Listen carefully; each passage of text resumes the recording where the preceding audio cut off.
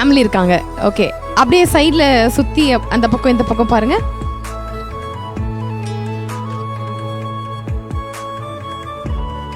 வராங்களா மேம்? உங்களுக்கு பிடிச்ச ஒரு பர்சன் வராங்க.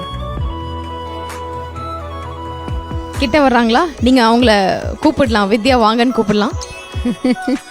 ஹாய் வித்யா. நான் வந்துட்டேம்மா. இப்போதான் மே 20 வந்தா வித்யாவோட நினைவு நாள்.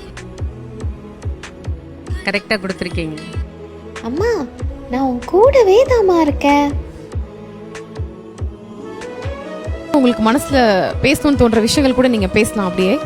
ஹாய் வித்யா. இப்போ இருந்திருந்தா ஒரு 44 இயர்ஸ் இருக்கும். விஜயை விட 6 இயர்ஸ் சின்னவங்க. இப்போ உங்களை வந்து அவங்க ஹக் பண்ண போகிறாங்க, ஒரு ஸ்பெஷல் ஹக் ஒன்று கொடுக்க போகிறாங்க. நானும் ஹெல்ப் பண்ணிடுறேன்.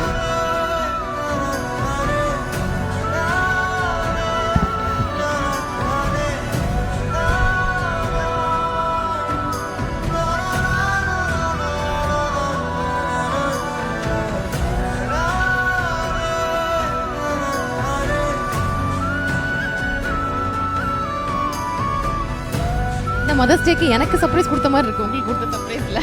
You happy ma'am? ரொம்ப ரொம்ப டச்சிங்காக இருந்தது. எதிர்பார்க்கல நான். Again thank you so much. இந்த சர்ப்ரைஸ் வந்து உங்களுக்காக ரெடி பண்ணது இவர் தான், ராம் பிரசாத். Happy days Ram Prasad. உங்களுக்காக ஒரு 3 டேஸில் ரெடி பண்ணது. யாருமே இது மாதிரி பண்ணதில்லை. First time. தேங்க்யூ. வித்யா வந்து மறக்க முடியாத, எனக்கு பிறந்து என்னை விட்டு போன குழந்தை. அவள் அந்த வயசுலேயே ஒரு 3.5 இயர்ஸ் இருக்கும்போதே நல்லா பாடுவாள்.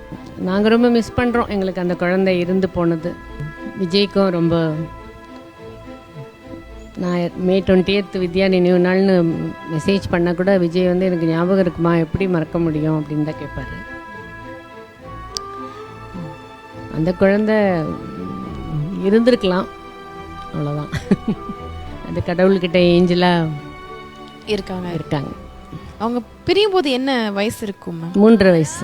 3.5 வயசுலயே நிச்சயமா எங்களுக்கு வந்து எப்படி இருப்பாங்க அப்படிங்கிறது எங்களுக்கு வந்து தெரியும். பட் உங்களுக்கு எப்பவுமே தினம் இன்னைக்கு நம்ம அதை பார்க்குறோம், ஏஐல நீங்கள் பார்த்தீங்க, அது ஓகே. பட் தினமும் உங்கள் நினைவுகள் உங்கள் கூடயே தான் அவங்க இருக்காங்க அப்படிங்கிறது எங்களுக்கு தெரியும்.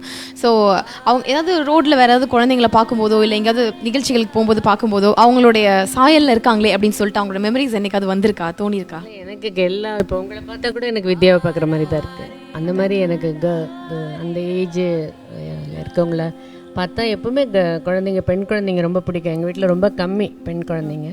என்னோடய கிராண்ட் டாட்டர் இப்போது இருக்காங்க, அது எனக்கு ஒரு பெரிய ப்ளஸ்ஸு. வித்யான்றதை மறக்கக்கூடாது, அந்த பேரை ஞாபகம் வச்சுக்கணுன்றதுக்காகவே திவ்யான்னு வச்சாங்க அவங்க. அந்த பேர் குழந்தைக்கு பேர் சாஷா திவ்யா.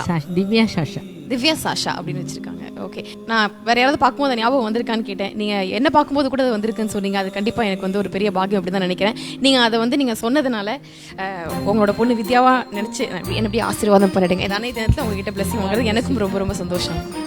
எஸ். ஸோ வித்யா எப்போவுமே வந்து அவங்க கூட தான் இருப்பாங்க, இங்கேயும் இருக்காங்க, இப்போ இருப்பாங்க, கண்டிப்பாக பார்த்துட்டு இருப்பாங்க நாங்களும் நினைக்கிறோம்.